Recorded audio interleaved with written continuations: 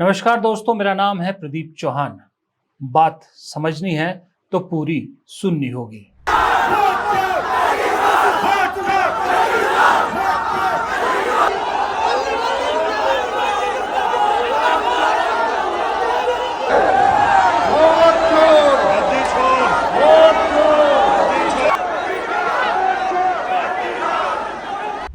ये माहौल दरअसल दिखता बिहार का है, लेकिन ये सिर्फ बिहार में नहीं है, ये पूरे देश में यही माहौल बनता जा रहा है।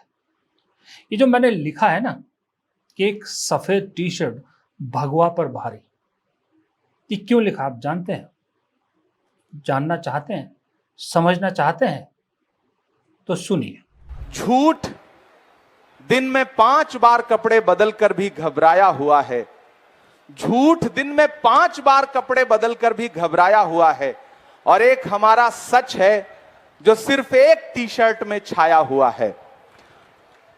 राहुल गांधी जी ने वोट की चोरी का जो मामला पकड़ा है, उसके बाद से पूरे देश में चुनाव आयोग और चुनाव आयोग के सहयोगी यानी कि मौजूदा सरकार दिल्ली हो या पटना की हो, जिस तरह से उनके बीच में बेचैनी है, घबराहट है, आरोप चुनाव आयोग पर लग रहे हैं, जवाब कोई और दे रहा है। और उसके खिलाफ राहुल जी ने जनता की अदालत में और खास तौर से राजनीति की जो धरती है बिहार, उस वहां की जनता की अदालत में आने का जो फैसला किया, उसने पूरे देश में क्रांति ला दी है। पहले दिन से जब से यात्रा प्रारंभ हुई है, आप देख रहे हैं, पत्रकार साथी देख रहे हैं कि यात्रा दिन ब दिन जनता को कनेक्ट करती जा रही है। और अब तो 4-4, 5-5 साल के छोटे छोटे बच्चे भी स्वतः यात्रा में आ रहे हैं और राहुल गांधी जी के नारे के साथ अपना नारा जोड़ रहे हैं। ये यात्रा अब एक क्रांति की तरह परिवर्तित हो चुकी है। मैं अपने देश के लिए थोड़ा जो कुछ कुर्बानी दी, मैं अपने देश को एक संदेश देना चाहता हूं कि भारतीय सेना देश की नींव जब देश की मंचों पर चढ़ने लगे तो समझ लेना चाहिए कि हमारा देश कमजोर हो गया। और देश के प्रधानमंत्री को एक संकेत करना चाहता हूं कि आपके सचिव ने, आपके विशेष सलाहकार ने आपको यह सलाह नहीं दिया कि पागल, सेना और शेर नहीं छेड़े जाते, क्योंकि ये पलटवार करते हैं। और जब ये पलटवार करते हैं तो जॉर्ज की शासन समाप्त हो गया। जब ये पलटवार करते हैं तो अंग्रेज समाप्त हो गए। हम अपने सम्मान का बदला लेकर रहेंगे। समझे? इमरान प्रतापगढ़ी ने क्या कहा कि एक सफेद टी शर्ट 5 जोड़ी कपड़ों पर भारी पड़ रही है। और अग्निवीर ने क्या कहा कि पागल, सेना और शेर से कभी पंगा नहीं लेना चाहिए। दोनों बातें कितनी सही है ना। मोदी जी ने तो क्या किया? मोदी जी ने एक ट्रंप नाम के पागल इंसान से पंगा ले लिया, भुगत रहे हैं। सेना का इस्तेमाल अपने लिए करते हैं, बहुत अच्छी तरह से करते हैं, राजनीति के लिए करते हैं, अपनी छवि चमकाने के लिए करते हैं। और जो सेना को सेवा और अपना करियर बनाना चाहते थे, उन्हें अग्निवीर बना के पार्ट टाइम जॉब का छोड़ दिया, सेना से भी पंगा ले लिया। और शेर तो इस वक्त आपको मालूम है बिहार की सड़कों पर दहाड़ रहा है। शेर ने जमीन हिला दी है। और मोदी जी ने यही गलती कर दी कि पागल, सेना और शेर तीनों से पंगे ले लिए। और एक सफेद टी शर्ट ने पूरा भगवा सिस्टम, मैं भगवा रंग पहनने वाले सबकी बात नहीं कर रहा, मैं बात कर रहा हूं उस भगवा सिस्टम का जो नागपुर से चलता है, जो दिल्ली के बीजेपी दफ्तर से चलता है और जो सरकारी दफ्तरों से चल रहा है, आज की डेट में सरकारी संस्थाओं से चल रहा है। वो पूरा सिस्टम हिल गया है। वो सिस्टम इसलिए हिल गया है कि 2 हफ्तों में, 2 हफ्ते भी मत चलिए, 2 हफ्ते कम कहते हैं, 1 महीने का मान के चलिए, 1 महीने में अकेले राहुल गांधी ने बीजेपी का 15 साल की पूरा सिस्टम, 15 साल की मेहनत से जो तैयार किया था, पूरा सिस्टम हिला दिया है। आज की डेट में एक चीज बहुत क्लियर साफ हो रही है। आप बीजेपी के अंदर बात करके देख लो, बीजेपी के बाहर बात करके देख लो, एक चीज बिल्कुल क्लियर मैसेज हो गया है कि राहुल गांधी जिस तरह से आगे बढ़ रहे हैं, जिस तरह से राहुल गांधी की पॉपुलैरिटी बढ़ रही है और जिस तरह से राहुल गांधी के हर मुद्दा जमीन पकड़ रहा है, त्यों त्यों मोदी जी की कुर्सी हिल रही है। और मोदी जी अब हालत यह है कि आज गए या कल गए, ये तय मान के चलिए। आज मैं आपको लिख के दे सकता हूं, वरना मेरा ये वीडियो संभाल के रखिएगा। मैंने आज तक कभी ऐसा नहीं कहा था। मैं हमेशा ये कहता था कि मोदी जी 2029 तक पूरी टर्म करेंगे, कहीं नहीं जाएंगे। हाँ, 29 के बाद डिपेंड करता है कि बीजेपी किसको उतारती है, उस हिसाब से। लेकिन ये जो स्थिति देख ली है मैंने, जो खबरें आ रही हैं, जो ग्राउंड रिपोर्ट पे बात हो रही है, जो दोनों पार्टीज के, Congress, non Congress, BJP, non BJP, सभी तरह की पार्टियों से के नेताओं से बात करके या उनके रिएक्शन देख के एक बात कंफर्म हो गई है, मोदी जी 2029 तक नहीं टिकने वाले हैं। मोदी जी की प्रधानमंत्री की कुर्सी बहुत जल्द डामाडोल होने वाली है। याद रखिएगा, ये फर्क है। मैं ये नहीं कह रहा कि ये सरकार गिर जाएगी, मैं ये नहीं कह रहा। फर्क है, सरकार गिरने में और मोदी जी की कुर्सी गिरने में फर्क है। मैं मोदी जी की कुर्सी गिरने की बात कर रहा हूं, इसलिए कि जिस तरह से पॉपुलैरिटी में फर्क पड़ रहा है, जिस तरह से मोदी जी लगातार घिर रहे हैं, आप सोच सकते हैं जिस शख्स ने अपने पूरे राजनीतिक जीवन में जयकारा के अलावा कुछ नहीं सुना हो, उसे संसद में वोट चोर का नारा, वोट चोर गद्दी छोड़ का नारा सुनना पड़ जाए, उस दिन दरअसल वो कहते हैं ना, ताबूत में आखिरी कील लग गई थी, कि उस दिन से मोदी जी की रिवर्स काउंटिंग फास्ट ट्रैक में शुरू हो गई थी।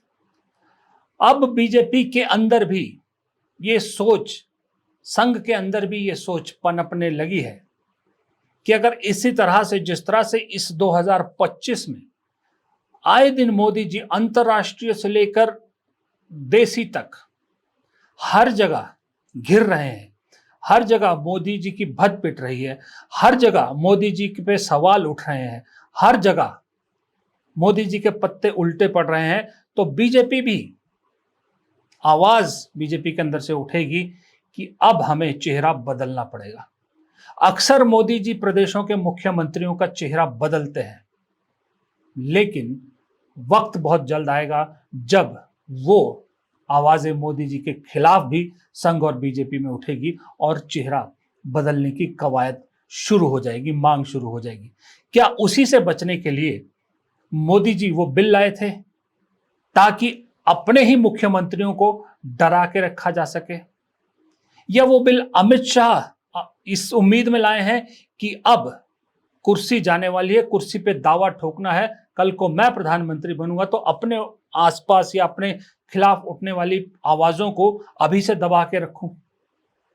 ये सारी बातें चर्चा में हो रही है, लेकिन ये भी बात तय है कि राहुल गांधी 2029 तक अब इंतजार नहीं करना चाहते। राहुल गांधी ने अपनी स्ट्रेटेजी बदल दी है। पहले ये था, राहुल गांधी ने जब 2024 के नतीजे आने के बाद जब देखा कि लोगों के अंदर कांग्रेस को लेके अभी भी बहुत उम्मीदें हैं, कांग्रेस की तरफ वापस आ रहे हैं, तो उनको लगा कि अगले 5 साल जम के ऐसी मेहनत करनी है कि 29 में हम इंडिया गठबंधन के तौर पर सत्ता की दावेदारी के प्रमुख दावेदार हों सत्ता के। लेकिन जैसे जैसे ये 1 साल बीतता गया, राहुल गांधी गेम प्लान समझते गए, पहले महाराष्ट्र का, फिर हरियाणा का, और अब लोकसभा चुनाव का जो डाटा निकाला, तब उनको समझ में आ गया कि अब कमजोर नस हाथ आ गई है। अब जरूरत सिर्फ इतनी है कि ये जो बीजेपी का काला धंधा है, इसको लोगों तक पहुंचाना है, लोगों को समझाना है। और जिस कॉन्फिडेंस से राहुल गांधी ने उस दिन प्रेजेंटेशन की थी ना, आधे लोग तो उसी के कायल हो गए थे कि भाई बड़े प्रोफेशनल तरीके से राहुल गांधी ने हर चीज बताई थी, पूरे पुख्ता सबूत के साथ बताई थी। और उसके बाद बीजेपी की बुरी किस्मत, मोदी जी की बुरी किस्मत कि सोशल मीडिया पर लोगों ने उसका खुद फैक्ट चेक करना शुरू कर दिया। और लोगों ने जब फैक्ट चेक किया ना, जब सच्चाई सामने आई कि जो राहुल गांधी कह रहे हैं वो सारी बातें सच है, तो जितना झूठा नैरेटिव बीजेपी खड़ा करना चाह रही थी वो सब वहीं धाराशाही हो गया।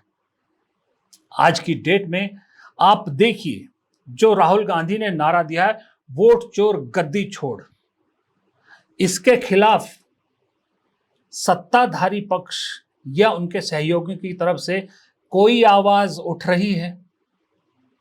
कोई कह रहा है, या वो कई लोगों ने जिक्र किया है कि जब 2019 में राहुल गांधी ने नारा दिया था चौकीदार चोर है, तब पूरी बीजेपी, पूरा सिस्टम उठ खड़ा हुआ था और सब ने अपने नाम के आगे लिखना शुरू कर दिया था, मैं भी चौकीदार, कि सोशल मीडिया पर भी ऐसे भी। आज की डेट में कोई मोदी जी को इतना सपोर्ट देके मोदी जी की वॉल बन के कोई आ रहा है? जब वोट चोर का नारा चिपक गया है, कोई नहीं कह रहा, कोई ये भी नहीं कह रहा कि राहुल गांधी वोट चोर कह रहे हैं, राहुल गांधी के खिलाफ कार्रवाई की जाए, ये किया जाए, कुछ नहीं कह रहे। सब के सब चुनाव आयोग को डिफेंड करने में लगे हैं। तो इससे आप अंदाजा लगाइए कि राहुल गांधी एक चीज बहुत अच्छी तरह समझ गए कि अब सिरा हाथ में आ चुका है। अब तो ये जो बीजेपी की फर्जी स्वेटर है, इसको उधेड़ के रहूंगा, 29 तक इंतजार नहीं करूंगा। और बिहार में जहां जहां राहुल गांधी घूम रहे हैं, राहुल गांधी के चेहरे के हाव भाव पढ़ लीजिए आप। चेहरे के हाव भाव देखिए। राहुल गांधी ने पहले भारत जोड़ो यात्रा भी की, भारत जोड़ो न्याय यात्रा भी की। उस वक्त के राहुल गांधी के चेहरे के हाव भाव कुछ और थे, उम्मीद वाले थे। इस बार के राहुल गांधी के हाव भाव कॉन्फिडेंस वाले हैं, आत्मविश्वास वाले हैं। वो समझ गए हैं कि हिल गई है कुर्सी, हिल गई है कुर्सी, काफी हद तक हिल गई है, बस थोड़ा सा जोर और ये कुर्सी गिरी। बड़ी चालाकी से राहुल गांधी ने वोट चोरी के साथ बिहार में अपने पुराने मुद्दों को भी जोड़ दिया। पुराना मुद्दा क्या? वही जिसने 24 में कामयाबी दिलाई। कामयाबी मैं इसलिए कह रहा हूं कि डबल के करीब सीटें कांग्रेस की हो गई। इंडिया गठबंधन 234 पे पहुंच गया, मोदी जी 240 पे टिक गए, आके लटक गए। वो कामयाबी ही थी। उस कामयाबी के पीछे बहुत बड़ा कारण क्या था? संविधान खतरे में है। और ये किसने कहा था? राहुल गांधी ने कहा था। फिर उसके बाद राहुल गांधी ने जातिगत जनगणना से लोगों को अपने साथ जोड़ा। अब जातिगत संविधान खतरे में है, जातिगत जनगणना और वोट चोरी, तीनों को राहुल गांधी ने संविधान ऊपर, जातिगत जनगणना, वोट चोरी, तीनों को जोड़ के एक ऐसा त्रिकोण बना दिया है कि लोग सोचने पर मजबूर हैं कि वाकई में ये सारी कुछ अल्टीमेट कार्रवाई तो संविधान को बदलने की है। आजादी के बाद ये आया, ये संविधान आया और इसमें लिखा है कि हिंदुस्तान के सब लोग एक जैसे हैं। कोई बड़ा नहीं है, कोई छोटा नहीं है, सारे के सारे लोग एक जैसे हैं और हर व्यक्ति को, किसी भी जात का हो, किसी भी धर्म का हो, हर व्यक्ति को ये कॉन्स्टिट्यूशन, ये संविधान एक वोट देता है। 2 नहीं देता, 3 नहीं देता, आधा नहीं देता, 1 वोट देता है। 1 मैन 1 वोट, 1 वुमन 1 वोट। अब नरेंद्र मोदी जी और इलेक्शन कमीशन मिलकर आपसे आपका वोट छीन रहे हैं, चोरी कर रहे हैं, संविधान पर आक्रमण कर रहे हैं।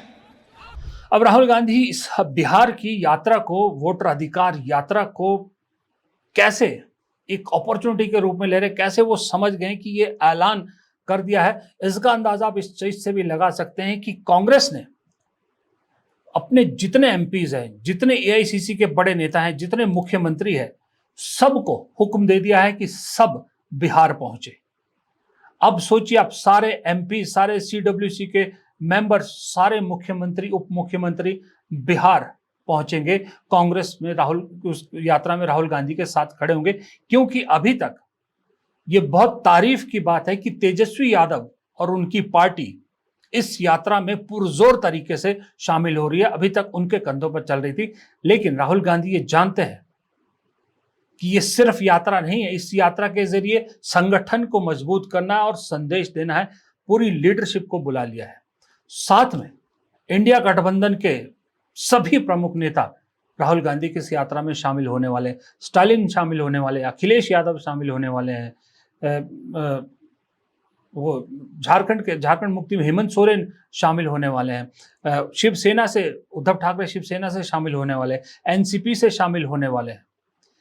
अपने मुख्यमंत्री सारे, सिद्धारमैया हो, डीके शिव कुमार हो, रेवंत रेड्डी हो या सुखविंदर सिंह सुक्खू हो, सब लोग वहां शामिल होने वाले। और जिस दिन 1 तारीख को पटना में ये खत्म होगी यात्रा, उस दिन महारैली होगी। उस दिन उम्मीद की जा रही है कि शायद उस दिन ममता बनर्जी भी, ममता या उनकी पार्टी से कोई शामिल होगा। हो सकता है उस दिन आपको अरविंद केजरीवाल की पार्टी से भी कोई शामिल दिखे। ये एक तरह का ऐलाने जंग आप कह सकते हो। ऐलाने जंग फिलहाल तो मुझे ऐसा लग रहा है मोदी जी के खिलाफ है। और ये भी बात हर विपक्षी पार्टी जानती है कि बिना मोदी के बीजेपी कुछ नहीं है। एक बार मोदी नाम या मोदी चेहरा हट गया बीजेपी से, बीजेपी ताश के पत्तों की तरह भर्र करके गिर जाएगी। ये बात भी तय है, ये बात समझ में आती है पूरे विपक्ष को। इसलिए विपक्ष पहली बार 11 साल में 1 महीने के सत्र में एक दिन भी अलग थलग नहीं दिखा। अरविंद केजरीवाल की पार्टी इंडिया गठबंधन में नहीं है, उसके बावजूद पूरे 1 महीना विपक्ष एकजुट रहा।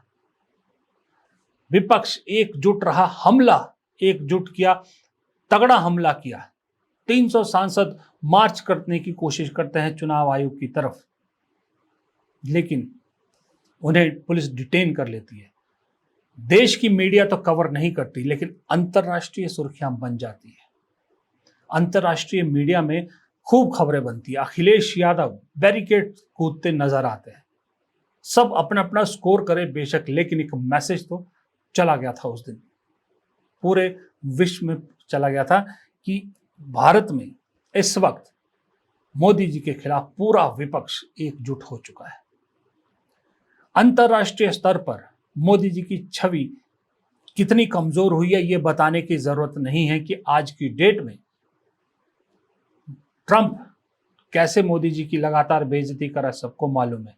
कैसे भारत चीन से दोस्ती की कोशिशें कर रहा है, और वो चीन जिसे लाल आंख दिखाने की बात मोदी जी करते थे, अब लाल आंख तो छोड़िए, आंख भी नहीं मिला पा रहे, ऐसी स्थिति में पहुंच गए हैं।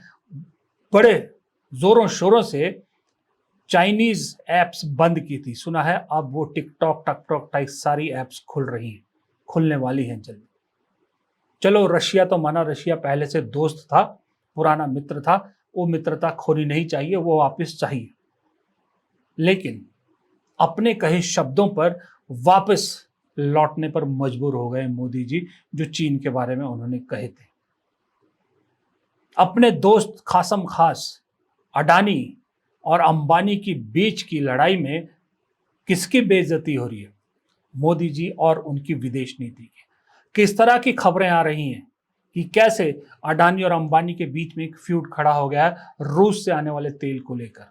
कैसे आज सुबह से एक तस्वीर वायरल है, जो भारत में अमेरिका के राजदूत हैं, वो कैसे, जब राजदूत अब बने, वो कैसे अंबानी के साथ खड़े थे जब ट्रंप के यहाँ पर अंबानी परिवार गया था उनकी स्वेरिंग इन सेरेमनी में। कैसे कहानी सब चला रहे हैं कि एक जो है वो दोस्त को खुश करने के लिए पूरे देश को महंगे टैरिफ में झोंका जा रहा है। ये सारी कहानी आपको सुनाई, मैं दोबारा ये कहानी सुनाने की जरूरत महसूस नहीं करता, लेकिन कहानी ये है कि अंतर्राष्ट्रीय 56 इंच विश्व गुरु की छवि ध्वस्त हुई और देश में पार्लियामेंट के अंदर नारे सुनने को मिल रहे हैं। ये साफ संकेत है कि मोदी जी 29 से पहले टाटा बाय बाय हो जाएंगे। कुछ लोग तो ये कहने लगे हैं कि 75वां साल मोदी जी 75 साल के होने वाले हैं अगले महीने, मौका अच्छा है अपनी इज्जत बचाए रखने के लिए मोदी जी को अनाउंस कर देनी चाहिए रिटायरमेंट, साथ में एक मैसेज दे देना चाहिए कि देखो मैंने 75 साल का रूल बनाया था और मैं उस रूल को फॉलो कर रहा हूं। लेकिन सवाल यह है कि मोदी जी वो करेंगे नहीं। वो इसलिए नहीं करेंगे कि मोदी जी को डर है कि अगर मैं सत्ता से बाहर हुआ, उसके बाद जो होगा, जो फाइलें खुलेंगी, जो चीज़ें खुलेंगी, उसका जवाब वो कैसे देंगे। सबसे बड़ा डर इस चीज़ का है मोदी जी को। लेकिन मैंने कहा ना, वो जो अग्निवीर ने कही थी बात, या जो इमरान प्रतापगढ़ी ने बात कही थी, अब उस बात को टेम्परेरी कह के या पलटने का मौका नहीं रहा। अब वो नहीं हो सकता। लेकिन एक चीज़ और कहूँगा मैं, अगर कोई राहुल गांधी की टीम से ये वीडियो देख रहा है या नहीं भी देख रहा, कोई उनकी टीम तक ये मैसेज जरूर पहुंचा दे कि आप जो कर रहे हो वो सब ठीक है। गोदी मीडिया कभी आपके साथ नहीं था, ये बात भी तय है। लेकिन आपने जिस एक इंसान को सिर चढ़ा रखा है, हर जगह उस आदमी को तवज्जो दी जाती है, उसका नाम है राजीव शुक्ला। दुनिया भर के लोग आपको आगाह कर चुके हैं उसके बारे में, फिर भी आप कुछ नहीं कर रहे। लेकिन वही आदमी एक चैनल चलाता है और उस चैनल में आपकी कोशिशों को कैसे बर्बाद करने की कोशिश की जा रही है, उसका एक उदाहरण आपकी स्क्रीन पे देखिए। न्यूज़ 24 कह रहा है कि राहुल गांधी और तेजस्वी यादव से मिलने के बाद अमन कुमार नाम का वोटर लिस्ट से कटने का दावा झूठा साबित हुआ। राजीव शुक्ला का चैनल राहुल गांधी के को झूठा साबित करने पे तुला हुआ है। ये कहीं हो सकता है कि भाई पत्नी चैनल चलाती है, पति का उससे लेने देना? अरे जब दोनों पति पत्नी एक साथ रहते हैं, ये चैनल शुरू तो राजीव शुक्ला ने ही किया था। अब राजीव शुक्ला पॉलिटिक्स में बिजी हो गए इसलिए पत्नी को संभाल दिया, लेकिन है तो घर में ही। क्या इस चीज का ऐसा, ये कम से कम ठीक है, आप सच्ची पत्रकारिता कीजिए, आप सही सही दिखाइए, लेकिन ये गोदी मीडिया वाला एजेंडा तो मत चलाइए ना कि झूठा साबित करने की कोशिश आप कर रहे हो। ये दूसरी मीडिया बतेरा कर रही है। इसीलिए कांग्रेस ने, अभी पहले इंडिया टुडे में हुआ करते थे, अब एनडीटीवी में गए हैं, क्या नाम है इनका, शिव अरूर शायद यही नाम है इनका, एंकर, इन पे बाकायदा मानहानि का मामला दर्ज किया है। बाकायदा मामला दर्ज हुआ है क्योंकि इन्होंने अपने शो में वही राहुल गांधी के बारे में झूठा प्रोपेगेंडा चलाया था, झूठ फैलाने की कोशिश की थी कि उनके वोट चोरी के जो दावे को है उसको कैसे झूठा साबित करने की कोशिश की थी। अब सोचिए, अगर कांग्रेस न्यूज़ 24 के खिलाफ भी अगर ऐसा ही कोई मामला दर्ज कर ले, तब बीजेपी क्या करेगी? फिर आपको कैसा मसाला दे दोगे आप उसको कि घर में बैठा भेदी खुद ही लंका ढा रहा है। तो जरा इस तरफ भी ध्यान दे दें कि जब आप मेहनत करते हो ना, तो फिर ऐसी छंटनियां करनी भी जरूरी है। ऐसे लोगों को घर बिठा के या साइडलाइन करना बेहद जरूरी है, उस तरफ भी ध्यान दीजिए। फिलहाल इस वीडियो में इतना ही। वीडियो पसंद आया तो लाइक कीजिएगा, वीडियो को शेयर कीजिएगा, कमेंट बॉक्स में अपनी राय जरूर दीजिएगा और चैनल को अगर सब्सक्राइब नहीं किया है तो चैनल को सब्सक्राइब जरूर कीजिएगा। नमस्कार।